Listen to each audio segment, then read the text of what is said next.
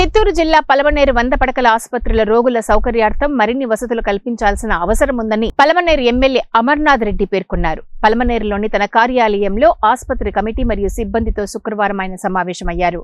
ఈ సందర్భంగా రోగులు వారి సహాయకులకు ప్రస్తుతం ఆసుపత్రిలో అందుబాటులో ఉన్న సౌకర్యాలపై ఆయన ఆరా తీశారు.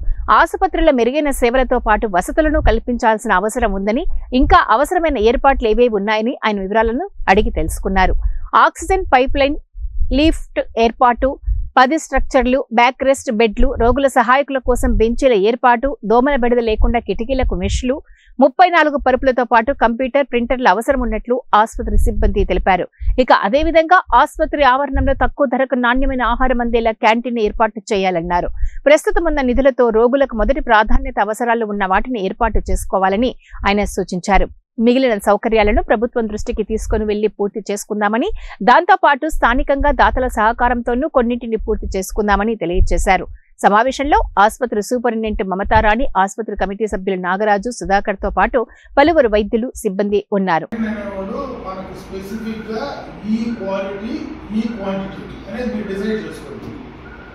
క్వాలిటీ క్వాంటిటీలో మీరు కాంప్రమైజ్ చేయకుండా దానికి ఏం నార్మ్స్ పెడతారో ఫిక్స్ చేసేది. అదంతా మనం పెట్టాం సార్, వాళ్ళు ఇష్టము. మనం ఓన్లీ రెంట్ మాత్రం ఫిక్స్ చేస్తాం. వాళ్ళు అన్ని ఇష్టం వచ్చింది ఏంటంటే